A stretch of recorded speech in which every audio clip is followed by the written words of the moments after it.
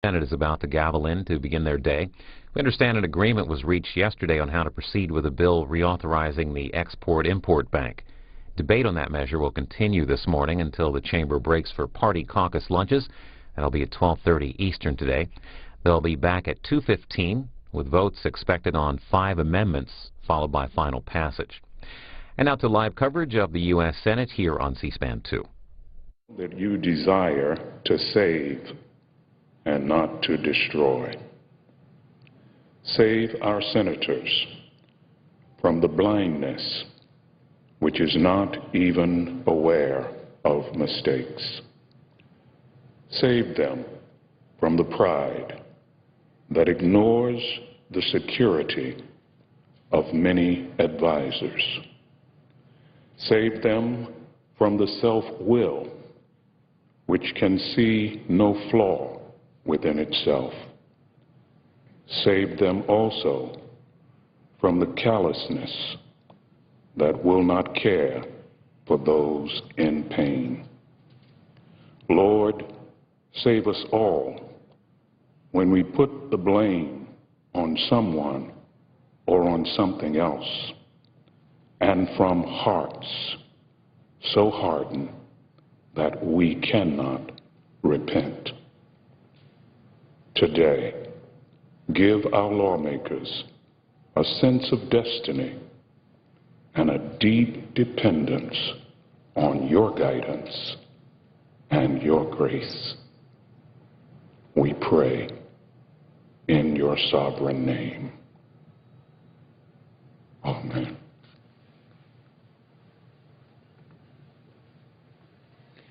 Please join me in reciting the Pledge of Allegiance to the flag. I pledge allegiance to the flag of the United States of America and to the republic for which it stands, one nation, under God, indivisible, with liberty and justice for all.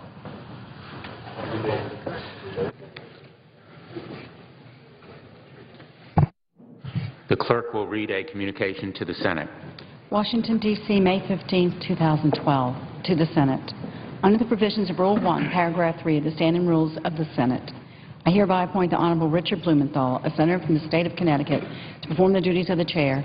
Signed, Daniel K. Inouye, President Pro Tempore. President. The Majority Leader. I now move to proceed to calendar number 396, H.R. 2072. The clerk will report. Motion to proceed to calendar number 396, H.R. 2072, an act to reauthorize the Export-Import Bank of the United States and for other purposes. Mr. President, we're now on the motion to proceed to the Export-Import Bank reauthorization bill. I ask unanimous consent that the hour following my remarks and those of the Republican leader be equally divided and controlled between 2 leaders or their designees. Without objection. And I would also ask, Mr. President, as part of that, that the majority would control the first half and the Republicans the final half. Without objection. At 11:15 today, the motion to proceed to the Export-Import Bank will be adopted. And there will be up to 2 hours a day on the bill, and there will be up to 5 amendments. At 12:30, the Senate will recess until 2:15 for our weekly caucus meetings. As early as 2:15, then there will be up to 6 roll call votes in order to complete action on the Export-Import Bank. There could possibly be 5 votes. That's part of the order. I've been told they may not all be offered, and then we'll have final passage on the bill. Mr. President, H.R. 5652 is at the desk and due for a second reading. The clerk will read the title of the bill for a second time. H.R. 5652, an act to provide for reconciliation pursuant to Section 201 of the concurrent resolution on the budget for fiscal year 2013. I would object to any further proceedings in this issue at this time. The objection having been heard, the item shall be placed on the calendar. Mr. President, I'm happy to announce that Democrats and Republicans have reached an agreement to move forward with reauthorization of the Ex-Im Bank legislation. This bank helps American companies sell their products overseas and hire workers here at home. It helped private companies add almost 300,000 jobs last year in more than 2,000 American communities. That's why the labor groups, manufacturers, the U.S. Chamber of Commerce, and many, many other organizations have urged the Senate to move quickly to reauthorize this bank, whose lending limit is just about to expire. The second ranking officer at the Chamber of Commerce wrote this to us yesterday, all senators. Quote, failure to enact this legislation would put at risk American jobs at 3,600 companies that depend on XM to compete in global markets. Because other countries are providing their own exporters with an estimated $1 trillion in export finance, often in more generous terms than XM Bank can provide, failure to reauthorize XM would amount to a unilateral disarmament and cost tens of thousands of American jobs. China, for instance, has 3 export credit agencies that last year provided $300 billion in export finance to its exporters, 10 times more than the XM Bank provided. This bill would help level the financial playing field in export markets and ensure transparency in XM's operations. This is directly from the Chamber of Commerce. This legislation, Mr. President, helps American businesses export their products instead of exporting jobs. We're authorizing this important legislation, the kind of consensus proposal that shouldn't result in any kind of a partisan fight. I spoke to Senator McConnell yesterday, and we made the decision this is the best way to move forward on this. I'm hopeful that the Senate will pass it overwhelmingly, signaling to American businesses that Congress will do what it takes to help them compete in a global market. But while Republicans say publicly that they support this important measure, they've instead insisted on votes on a number of amendments that would gut or even kill the bill. The Chamber of Commerce will consider votes on this measure and any amendments that would weaken the bank to be keys to determining whether senators are business-friendly. The extreme amendments offered by my Republican colleagues would certainly weaken the bank. One amendment just eliminates the bank. These kinds of amendments are unacceptable to the business community. The National Association of Manufacturers issued a similar warning yesterday, which I read here on the floor. We agree. We can't afford to give an inch to our global competitors. Canada, France, and India already provided 7 times assistance to their exporters than America does. China and Brazil provide 10 times the support. So Senate Republicans are faced with a choice. They can continue to support these extreme amendments that will effectively kill the Export-Import Bank and risk the wrath of American business community, or they can work with the Democrats to reauthorize this bank without adding amendments that would undermine its ability to help businesses grow. We've been told that the House is going to accept no amendments. It was very hard for them to get done what they did. I admire and appreciate what they did do. But, Mr. President, I'm optimistic that my Republican colleagues will make the right choice and help us defeat these vexatious amendments.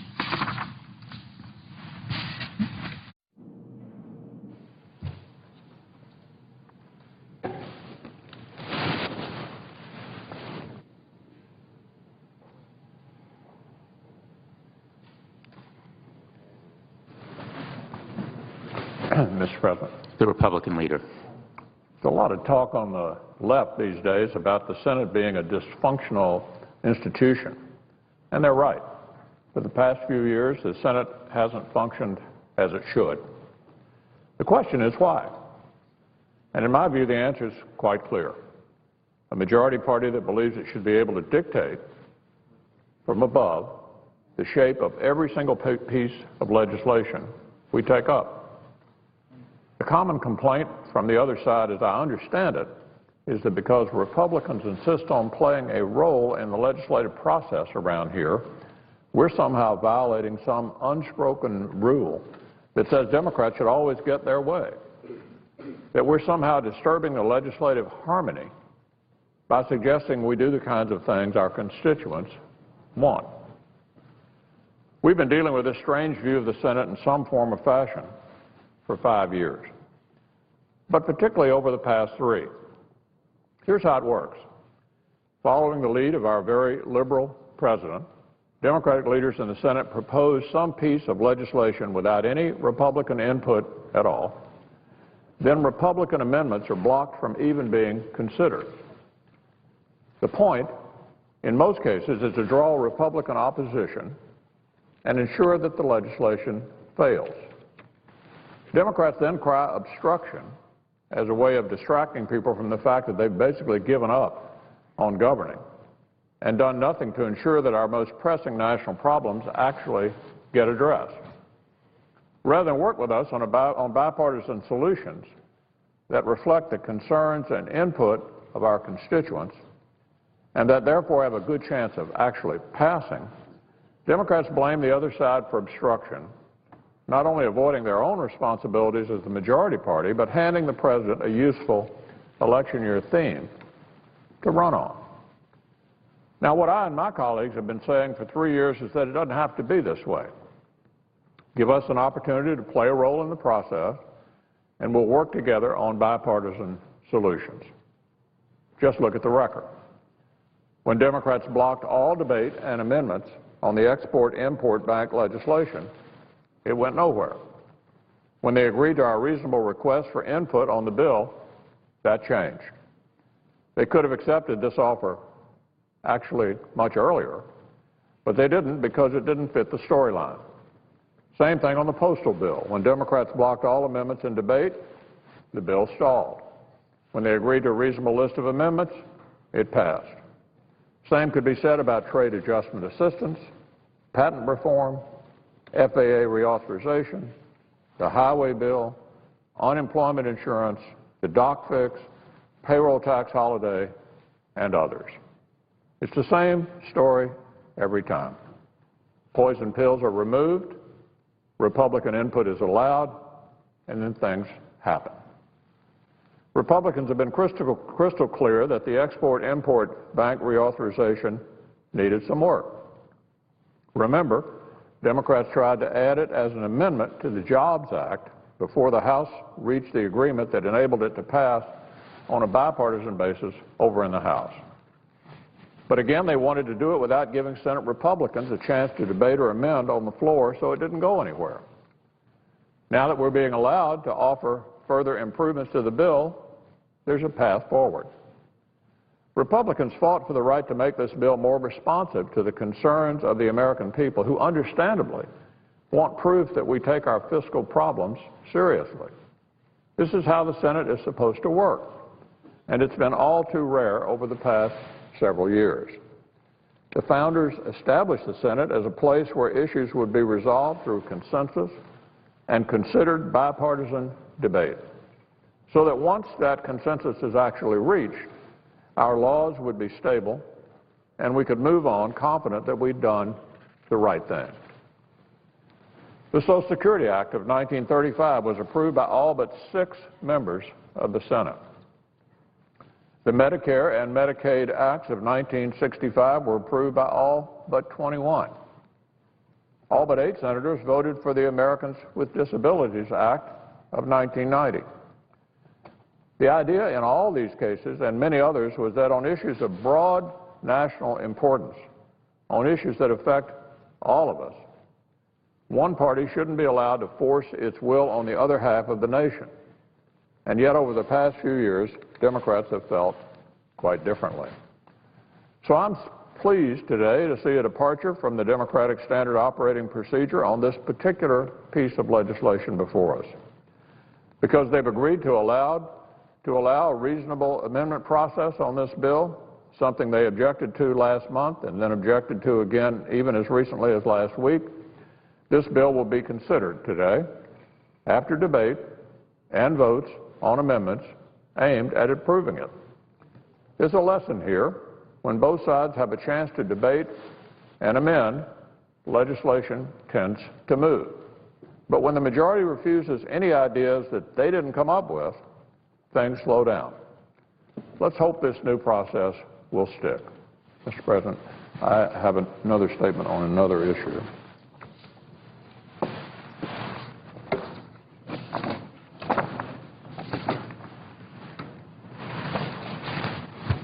This week we commemorate National Police Week 2012 and pay tribute to the men and women in the law enforcement community for their service and their sacrifice. In 1962, President Kennedy signed a proclamation which designated May the 15th as Peace Officers Memorial Day and the week in which it falls as Police Week. During National Police Week, the nation's capital welcomes tens of thousands of law enforcement officers to honor those who have fallen in the line of duty. Among those visiting Washington are hundreds of police officers from my home state of Kentucky, and I want to personally welcome them and extend a special thank you for their service and sacrifice that they make to keep Kentucky's communities and families safe. Your hard work and dedication is unmatched and does not go unnoticed. Today we honor the approximately 900,000 peace officers across the country, as well as the more than 19,000 officers that have lost their lives dating back to the first known line-of-duty death in 1791, including 163 officers who died in 2011 and 36 officers that have been killed thus far in 2012. In addition, this year we're paying tribute to 199 officers who died in previous years, but whose acts of courage and sacrifice were not discovered until recently. It's with great sadness that one of those officers we lost last year was from the Commonwealth of Kentucky, Officer James Philip Stumpy Strickland of the Alexandria, Kentucky Police Department. Officer Strickland was well respected among his peers and a leader within the community. He will be sorely missed. This week, the nation honors Officer Strickland as well as all those police officers that have fallen. I would also like to take a moment to remember the families of the fallen. It's only through supportive families that these men and women were able to dedicate their lives to protecting others. May God continue to look after them, and may God continue to protect all those whose daily work is to protect all of us. I hope paying tribute to those that serve, and especially those that have paid the ultimate sacrifice, reminds all of us of the heroes we have all around us, keeping us safe each day. I would encourage everyone to take a moment this week and going forward to extend a thank you to law enforcement officers that have sworn to protect us and to keep our communities safe. On behalf of myself and my Senate colleagues, thank you. Thank you to all members of the law enforcement community for your service. You have our deepest admiration and respect. Mr. President, I yield the floor. Under the previous order, the leadership time is reserved. Under the previous order, there will now be 1 hour of debate, equally divided and controlled between the two leaders or their designees, with the majority controlling the first 30 minutes and the Republicans controlling the second 30 minutes. Mr. President. The senator from Illinois. Mr. President, before I say a word about the Export-Import Bank, I would like to speak in morning business, ask consent to speak in morning business. Without objection. Mr. President, the comments that were just made by the Republican Senate leader about the procedures in the Senate are comments that I'd like to speak to directly. And first, perhaps to his surprise, let me say that I agree with him. The Senate is not what it should be.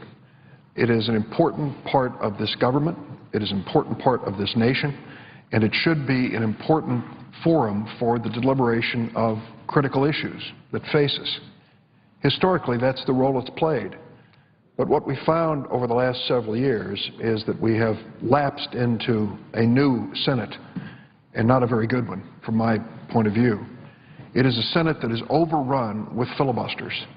Filibusters used to be so rare, 1 or 2 a year in the early days, and then maybe a few more in the last 50 years, but now virtually every single week. And a filibuster is basically shutting down the Senate, saying that we will not go forward to vote on a measure.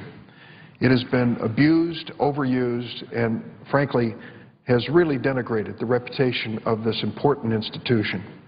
Now, what are the points of view? Well, the points of view of the minority were well stated by the Republican leader. The minority wants an opportunity to offer amendments. I know the feeling. I've been in the minority in the Senate. It's your only opportunity to have a voice on the floor of the Senate and to express a point of view that may not be reflected by the President or the Senate majority. That's an understandable impulse. The majority in the Senate is usually trying to move an agenda, many times in this case the President's agenda, and frankly does not want to see this slowed down by an onslaught of amendments. There has to be a happy medium, and that's what we need to seek.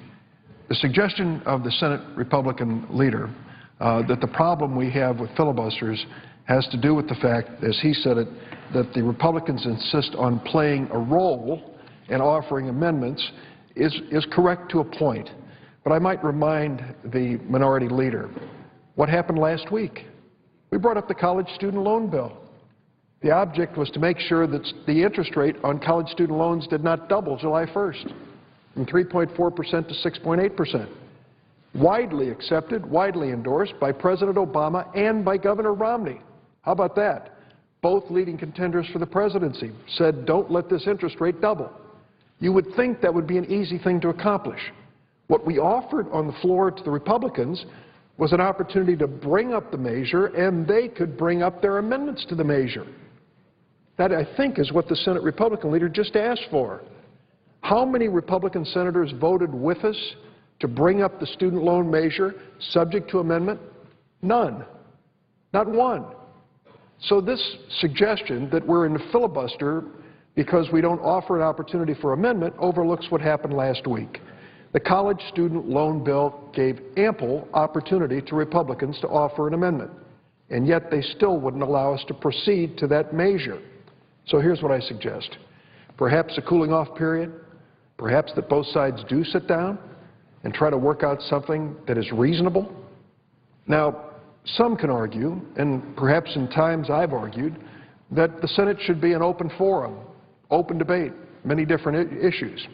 But in the interest of achieving things here in a reasonable period of time, I would suggest that what Senator Reid, the Democratic leader, did on postal reform was a good faith effort to come to some kind of compromise with the minority.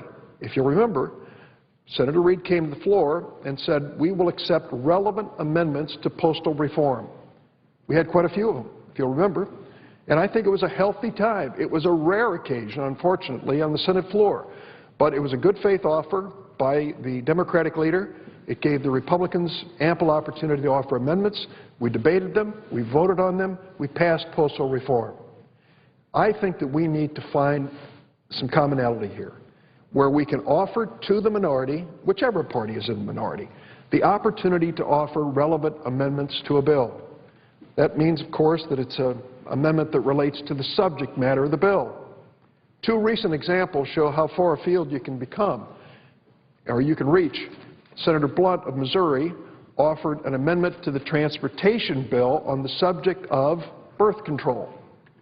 Now, maybe there is some way you can link up transportation and birth control, but I won't go there. I'll just say that that was a stretch to bring that issue to that bill, but he was given that chance. The junior senator from Kentucky tried on bill after bill, totally unrelated to foreign policy, to offer an amendment on foreign aid to Egypt. That, I think, shows how far you can stretch the opportunity to offer a floor amendment. Like I said, there can be moments where we want to do that.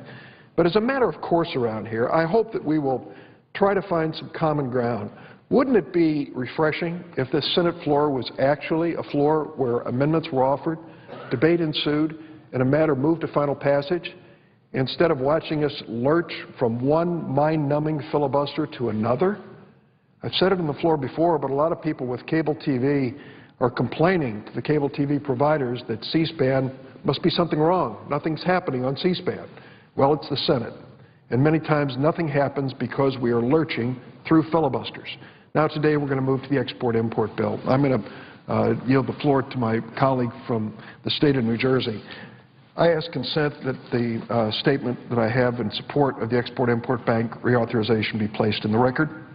Without objection. And, Mr. President, let me just say very briefly, this is a bill that gives American corporations, large and small, a fighting chance to build the products here in America and sell them overseas, create jobs right here at home. We live in a world where China, most importantly China, but many other nations have government support for their businesses exporting. This is our government support for our businesses to export. Boeing Corporation has its national headquarters in Chicago and most of its manufacturing operations in the state of Washington. Boeing is competing with Airbus. Airbus is a product, a plane that is created by a conglomerate of European nations which do their best to make sure that Airbus wins a contract. I think it's not unfair that Boeing have the same opportunity, nor Caterpillar in my state, nor many businesses much smaller. So the Export-Import Bank reauthorization is a good idea. It will create jobs. The amendments being offered on the Republican side, by and large, limit the opportunities to help American businesses. I'll be resisting those amendments. I hope we can move to the passage of this measure in a timely fashion. And I would like to yield to Senator Lautenberg. Senator from New Jersey. Mr. President, I rise to join with my colleagues on this side to urge our colleagues on the other side of the aisle to move quickly to confirm highly qualified judicial nominees. They've passed review by the Judicial Committee. They've passed all kinds of scrutiny. And, Mr. President, we are on the verge of serious economic improvement. And as that takes place, we've got a lot of parts to keep moving. We must do everything we can to fill the needs of positions that can help directly and indirectly to resolve disputes or problems, to find for Americans across the country to be able to find work, stay in their homes, provide their children with health care and education. We have to cooperate on all fronts to accelerate the pace of the recovery that we see ahead of us. One of the places that both sides benefit from is to keep our justice system moving efficiently. People need to know that they can get disputes resolved, hopefully, quickly, but heard and decided upon. One of the things that looms large is the trial of those who are charged with felonious deeds, criminal acts. Let's get those who are convicted finally punished if it's called for, but to make sure that that part of our judiciary functioning is moved along as rapidly as it can be.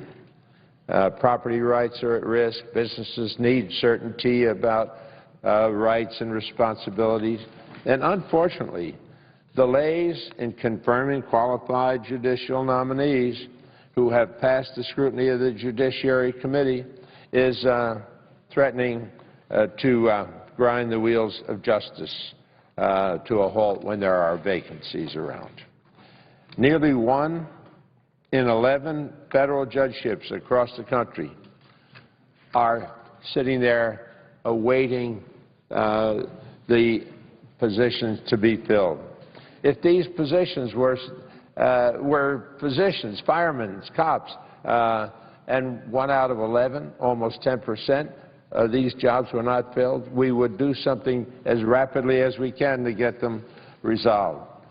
At this point in President George Bush's presidency, the Senate had confirmed 25 more judges than have been confirmed since President Obama took office. And seriously needed nominees have been forced to wait more than 4 times as long as the Bush nominees are to be confirmed after being favorably reported, as I mentioned, by the Judiciary Committee. As a result, the vacancy rate is nearly twice what it was at this point in President Bush's first term. And these vacancies are not some remote problems that only lawyers and academics care about. Judicial vacancies affect the ability of everyday Americans and businesses to see justice served, and countless of them have had their cases delayed. And I'm encouraged that we have been able to confirm a number of nominees lately, including 2 last evening. And it's my hope that for the good of the country, will pick up the pace in confirming nominees. Particularly, I see it from our state's point of view.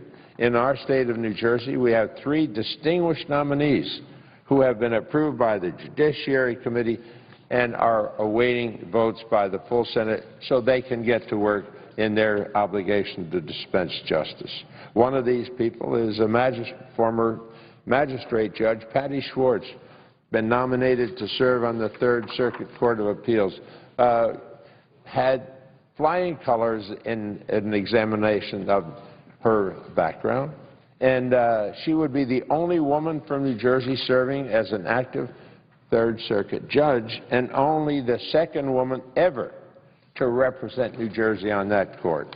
That presence, her presence, would tell the women in our society something more about our understanding of what's taking place in this review of where women are in our society.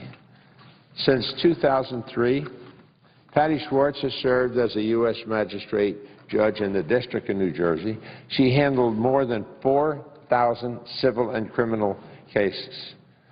She spent almost 14 years as an assistant U.S. attorney supervising hundreds of criminal cases, including civil rights, violent crime, drug trafficking, and fraud cases. And I review her qualifications only to make the case. Here's a person eminently qualified to sit on the bench. We need her presence there to move the volume of cases that are awaiting review, and she's bottled up here by reluctance on the other side to say, okay, she's passed the test, let's let her go to work. John Lacey, past president of the Association of the New Jersey Federal Bar, said that Judge Schwartz is thoughtful, intelligent, and has an extraordinary high level of common sense. Thomas Curtin, the chairman of the Lawyers Advisory Committee for the U.S. District Court of New Jersey, said, and I quote him here, "Every lawyer in the world will tell you she's extraordinarily qualified, a decent person, and an excellent judge." The American Bar Association clearly agrees. They gave her the highest rating of unanimously well qualified. Judge Schwartz graduated from Rutgers University with the highest honors. She received her law degree from the University of Pennsylvania Law School, which she was editor of the Law Review and named her class's Outstanding Woman Law Graduate. The 2 nominees for New Jersey's District Court are similarly well qualified. Kevin McNulty currently leads an appellate practice group in New Jersey. He spent more than a decade in the U.S. Attorney's Office in New Jersey, rising to the Deputy Chief of the Criminal Division and Chief of the Appeals Division. Mr. McNulty clerked for U.S. District Judge Frederick Lacey after receiving his law degree from New York University, where he was a member of the Law Review, and his undergraduate degree came from Yale University. He was named Lawyer of the Year in 2008 by the New Jersey Law Journal, and the ABA rated him unanimously well qualified. And I'm confident that his work as a judge will earn him similar praise. Judge Michael Shipp, another appointee, has equally impressive credentials. As a U.S. magistrate judge in the District of New York since 2007, he's conducted proceedings in both civil and criminal cases, including ruling on motions, issuing recommendations to district court judges, performing district court judge duties in cases with magistrate jurisdiction. Judge Shipp previously worked in the New Jersey Attorney General's office as Assistant Attorney General in charge of consumer protection, and then as counsel to the Attorney General, where he ran a department of 10,000 employees. And he worked as a litigator at a distinguished law firm, Skadden Arps, and as a law clerk to the New Jersey Supreme Court Justice James Coleman, Jr. Judge Shipp, graduate of Rutgers University, Seton Hall University Law School, where he continues to teach as an adjunct law professor, a position that he's held for more than a decade. Mr. President, I review the qualifications of these judges to remove any doubt about whether or not they could do a good job. They can do a great job. Their background says they're ready to go to work. And here we are, frankly, holding them up, in my view, unnecessarily. Let's get this behind us. There are things where we can cross the aisle without invading the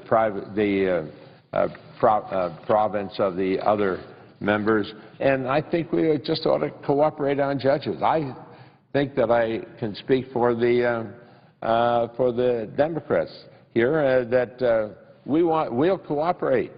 We'll take the judges that are presented from their side, but we want to just get going with judges altogether. And I thank Chairman Leahy and Ranking Member Grassley for moving these nominees through the Judiciary Committee, but now it's time to bring them to the floor and confirm them. Judge Schwartz, Mr. McNulty, Judge Schitt have brought honor to New Jersey and to our country. They deserve to be confirmed, and more importantly, the American people deserve to see these vacancies filled so that the promise of justice for all can truly be fulfilled. With that, I yield the floor. President. Senator from Ohio. I continue and want to emphasize the remarks that Senator Lautenberg made. It makes no sense that district judges, I've not been here that long, but what I've seen happen in the last 3 years about judges appointed by the President of the United States being slow-walked or just ignored or blocked in this body is just outrageous. My first month in office, I was presented with a Republican judge coming from a Republican president, 2007, approved by my predecessor, Senator DeWine, and my seatmate, my colleague, Senator Voinovich. I met with her, I talked with her, I sent up to the Judiciary Committee my approval. She was confirmed within the first quarter of my first 3 months, was confirmed in the second or third month that I was here because I believe that the President of the United States should have the right to choose judges as long as they're qualified. That's why I ask us to move forward on these judicial nominations. In June 2010, U.S. District Judge James Carr took senior status, creating a vacancy in the Northern District Court in Ohio and Toledo. That means that Ohioans seeking justice, or criminal or civic justice, have to wait, creating a backlog of too many cases. That's what we've seen happen. In 2007, then Senator Voinovich, a Republican, and I assembled a commission of distinguished Ohio lawyers to find the best candidate for the job. I'm sorry, it wasn't in 2007. It was later than that. This commission, appointed by that was the initial commission. Then, then in 2009, with the election of a president of a different party, we updated the commission. This commission, appointed by Senator Voinovich and myself, consisted of legal professionals from the Southern District of the state to suggest nominations for the vacant judgeships in the Northern District of the state. We did it in the reverse. Northern lawyers from the north choosing for the Southern District to make sure there were not conflicts of interest. This commission was very bipartisan. One of them had a Republican majority. One of them had a Democratic majority.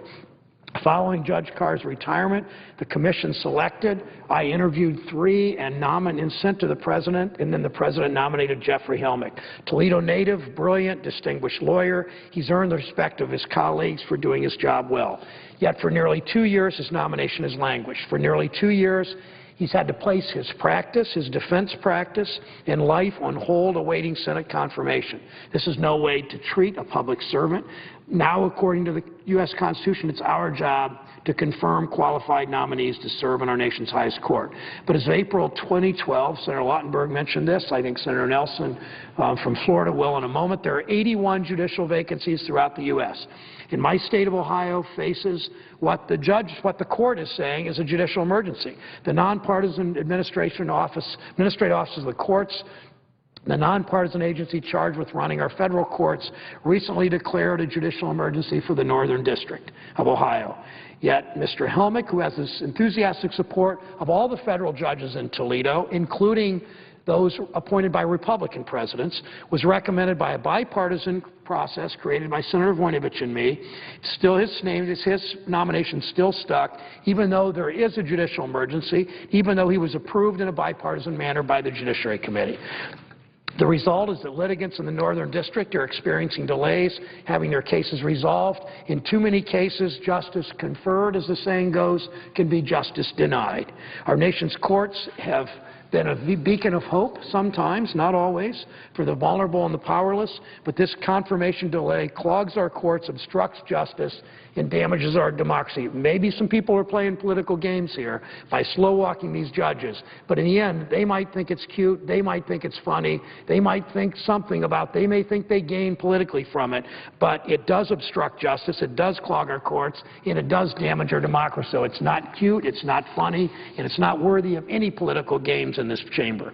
Jeffrey Helmick will make an outstanding judge in the Northern District Court, U.S. District Court for the Northern District of Ohio. We need to confirm him, and we need to confirm him this month before Congress breaks. Mr. President, I yield the floor.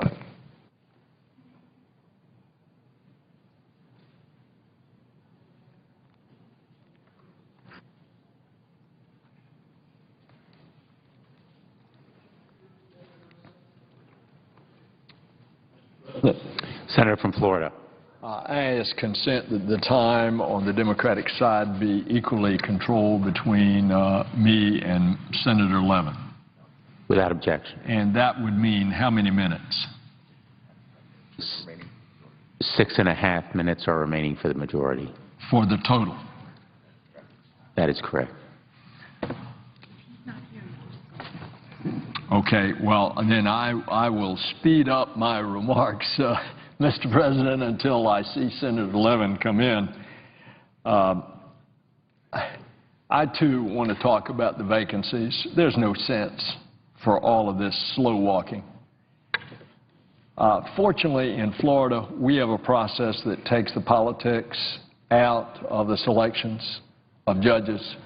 The two senators appoint a judicial nominating commission of prominent people all over the state, and they do the interviews, they do the selections of at least 3 for each vacancy. Of course, because they do this in a nonpartisan way, notice what I said. I didn't say bipartisan. I said nonpartisan way, which is the way the selection of the judiciary ought to be done.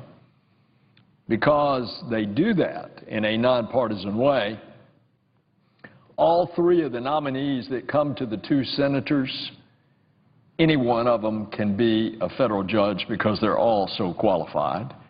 But the agreement that we have with the White House, fortunately, the president could name whoever he wanted.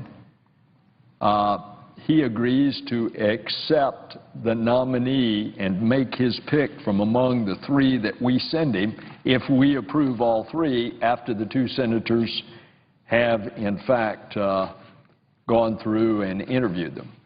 And so we get a process. Why should there be a delay on judges like that? There absolutely shouldn't. Or take, for example, one of our federal judges. He was elevated by the President to the 11th Circuit Court of Appeal, Judge Jordan, unanimous out of the Judiciary Committee. At the end of the day, he won in this Senate floor 94-5, but he was held up for 4 months. Why? There's just too much gamesmanship and partisanship in the process, and particularly coming out of a state like Florida where it is nonpartisan in the selection of judges. Well, we have 2 vacancies in the Southern District and 2 vacancies in the Middle District of Florida right now. One of the judges is up on the docket. The 2 others have just come through and had their hearing in committee. The 4th is being vetted by the White House. Let's go on and get these judges that there is no controversy. Let's go on and get them approved. All right, I see my colleague from Michigan here. I am to turn over my time to him for the remainder. And, Mr. President, I would yield the floor. The Senator from Michigan. Mr. President, let me thank my dear friend from Florida. Mr. President, members of the Senate have a duty and an obligation to carefully consider the votes that we take on courts. Our Constitution has established a judicial branch with vitally important responsibilities and with considerable independence from the other branches of government. And the founders were right to do so, but they also were right to give this body a say on nominations to that independent branch. It is the one chance that the people, through their elected representatives, have to influence the makeup of the federal courts. So I do not begrudge any senator the right to carefully question judicial nominees, to carefully weigh their qualifications, and to exercise their best judgment as they exercise the responsibilities that the founders assigned to the Senate.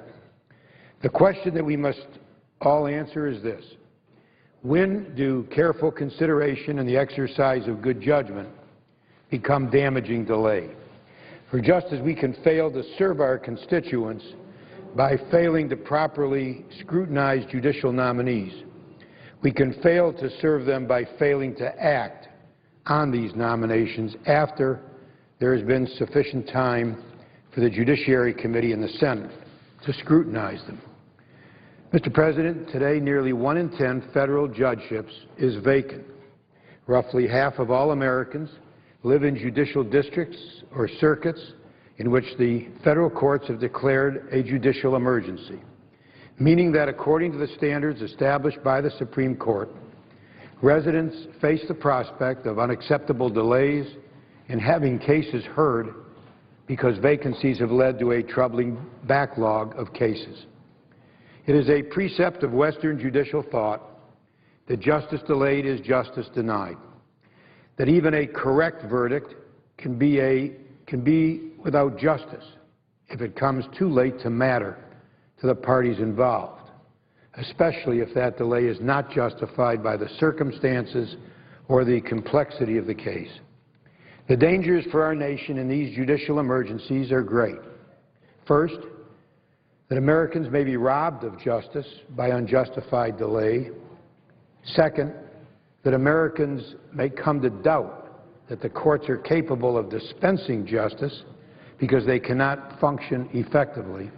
And third, that in seeking to clear the growing backlog of cases, the courts may rush to judgment and may fail to apply the rigor that Americans expect and deserve. The Judiciary Committee has favorably reported 17 judicial nominations that are now awaiting votes on the floor of the Senate. Mr. President, I would ask that I be allowed to, unanimous consent, that I be allowed to proceed for an additional minute. Without objection. Mr. President, there are 17 judicial nominations and now waiting votes on the floor of the Senate. There is no question that the wait for many of judicial nominees of President Obama has been unacceptable. Under the previous president, at this point in his term, the average district court nominee waited 22 days from favorable report by the Judiciary Committee to Senate confirmation. The average circuit court nominee waited 28 days. By contrast, the average district court nominee under President Obama has faced a wait of 97 days, and the average for circuit court nominees is 138 days. Yet the vast majority of these nominees are not controversial. They enjoy bipartisan support. We should move quickly to confirm these nominees who have been receiving bipartisan backing particularly, and to review, debate, and act as expeditiously as we can on the small number of nominations about which there is some debate. Mr. President, I would ask that the balance of my statement be inserted in the record at this point. Without objection.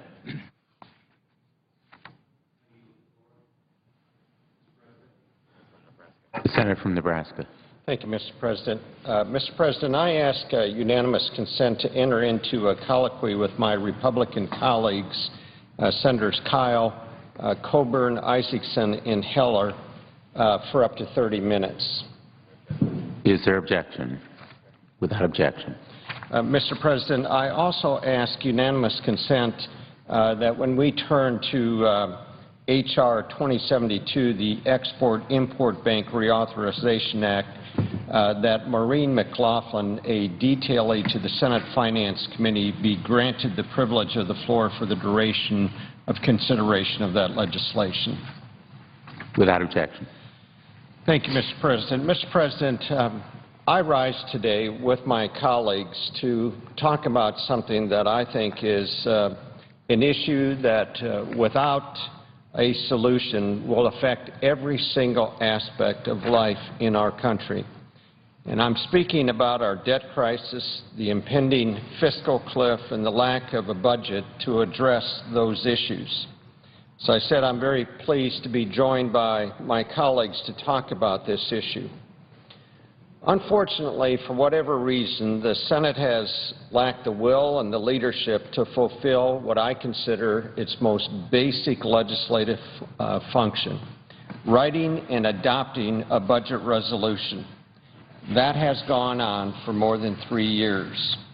While I understand we are rapidly approaching the time where presidential politics will consume the entire agenda, the United States national debt is also rapidly approaching a significant milestone, $16 trillion worth of debt.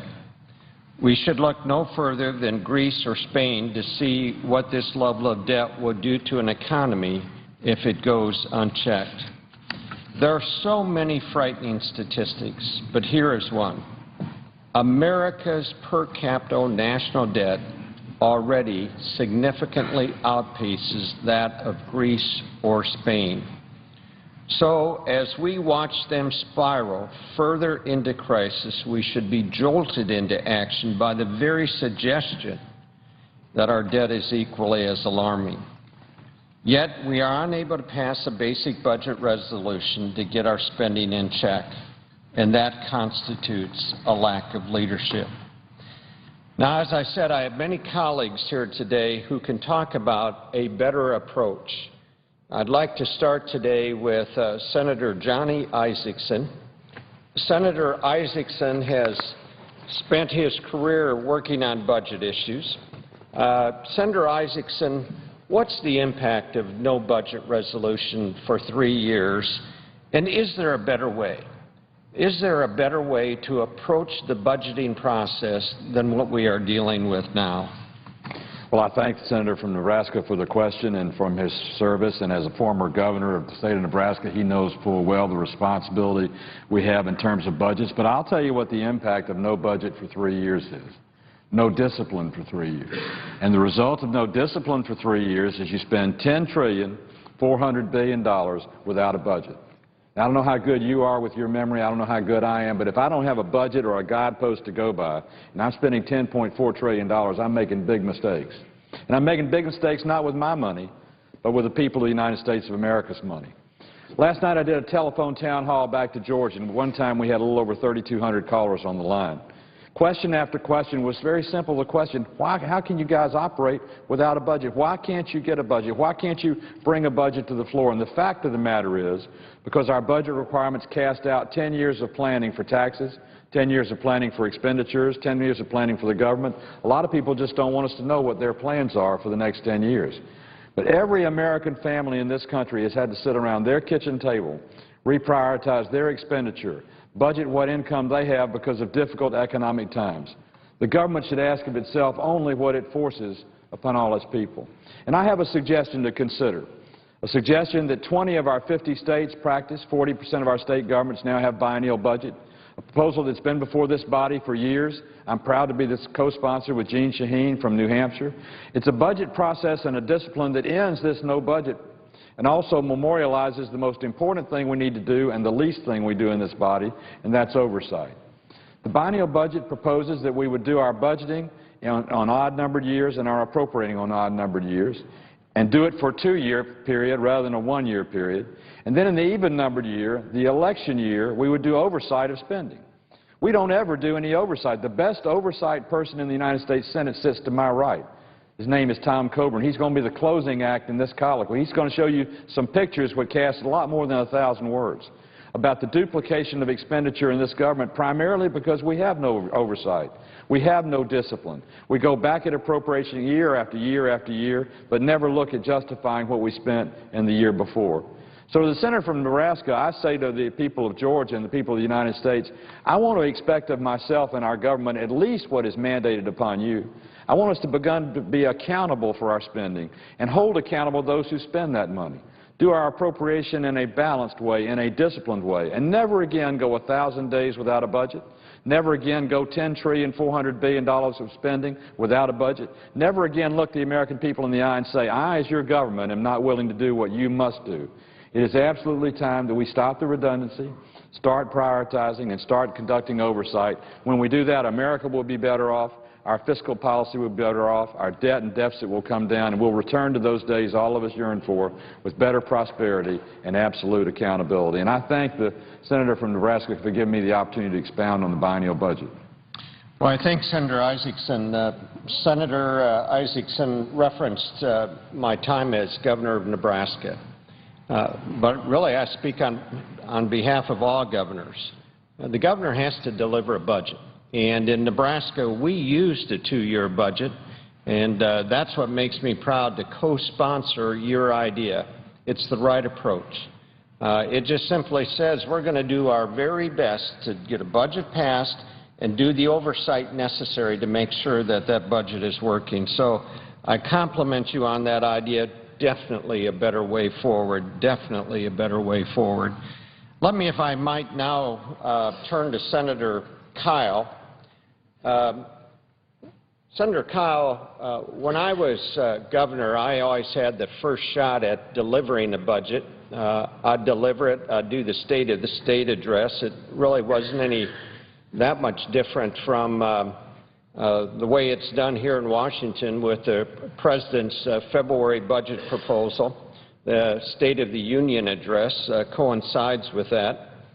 Now, with my budget, and I think most governors would say this, even when there was real arm wrestling with the legislative process, I always felt that I'd get about 90 to 95% of my budget proposals across the finish line. It was a serious proposal. It was no gimmicks.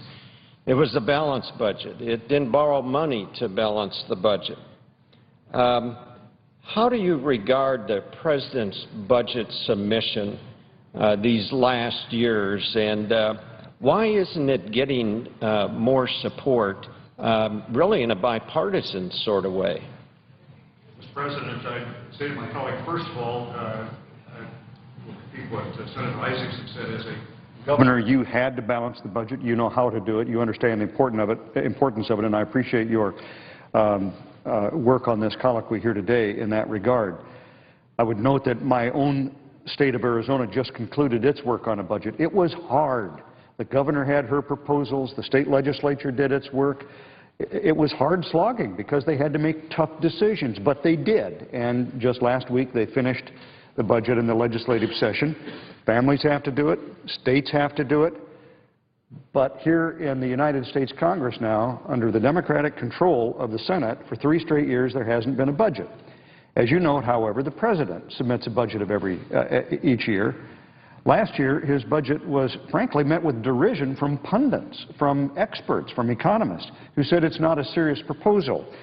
And I looked up the number. Last year, his budget was rejected 97-0 here in the Senate. So what about this year? Well, same thing. It wasn't a serious effort. It was a political document. Everybody could see it. So they put it to a vote in the House of Representatives. It was defeated 414-0. Not a single Democrat voted for the President's budget. They understood it wasn't serious. Well, we'll have an opportunity to vote on the President's budget again this afternoon, and I expect the same fate. Why? Well, 3 quick points there. First of all, it accelerates our path to national bankruptcy. It fails to address